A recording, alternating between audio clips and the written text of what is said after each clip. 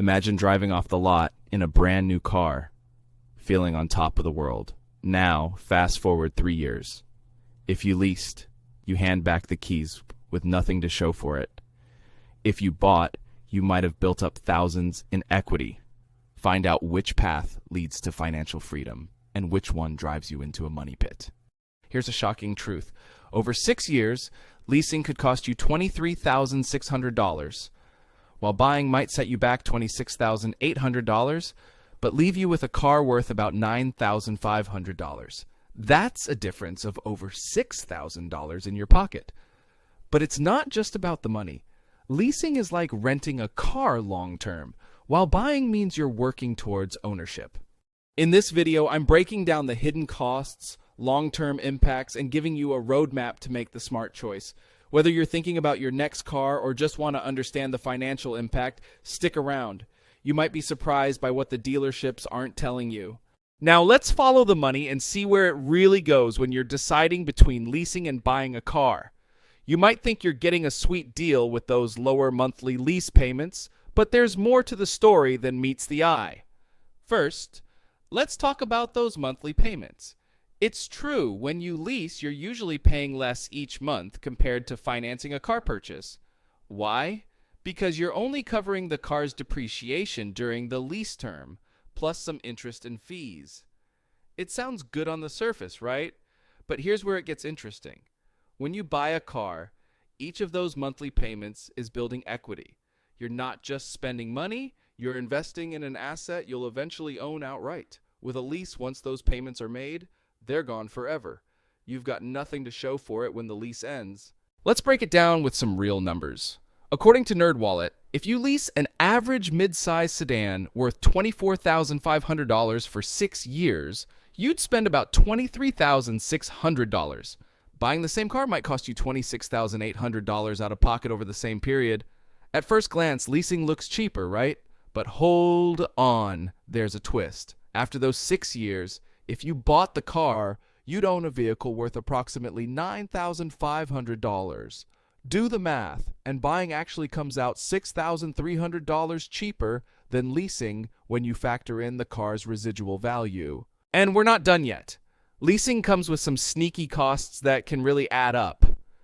Ever heard of mileage penalties? If you go over your annual mileage cap, you could be looking at 10 to 50 cents for every extra mile. That road trip you've been planning, it might cost you more than you think. Then there's the normal wear and tear clause. What exactly is normal? Well, that's up to the leasing company, and you might find yourself paying for every little scratch or dent when you return the car. Don't forget about disposition fees either. These are charges you might face when you hand back the keys at the end of your lease.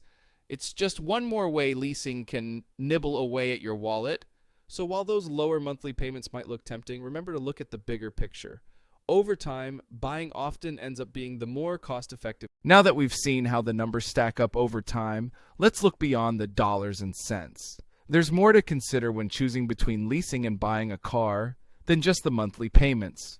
We're talking about your credit score, your freedom to customize, and even some potential tax benefits.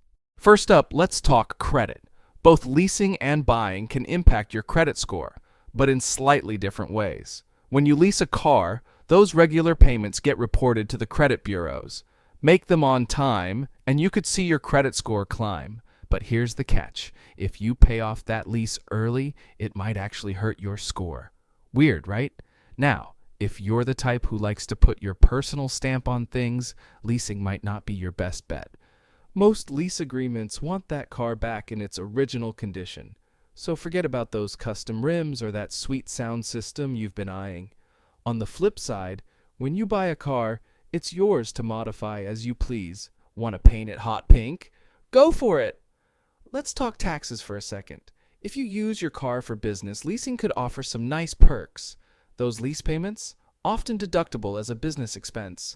Buying a car for business use can also provide tax benefits, but it's a bit more complicated and might require more detailed record keeping.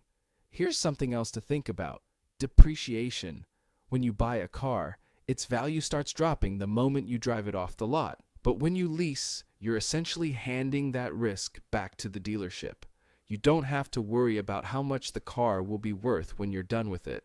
This can be especially important in a rapidly changing market. Take electric vehicles, for example. The technology is evolving so fast that today's cutting-edge EV might be old news in a few years. Leasing could protect you from that risk. So, as you can see, there's a lot more to consider than just the monthly payment when you're deciding between leasing and buying. Your choice can affect everything from your credit score to your tax bill, and even how much freedom you have to customize your ride. Alright, it's time to put all the pieces together and figure out what's best for you. We've seen that leasing often means lower monthly payments, but buying can save you money in the long run. So, how do you decide? It comes down to your personal situation and financial goals.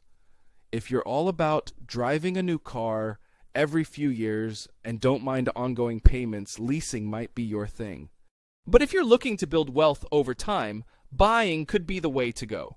Remember, when you buy, you're building equity with each payment.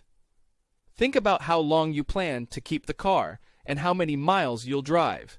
These factors can make a big difference in your decision. Ultimately, the smart choice is the one that aligns with your financial freedom goals.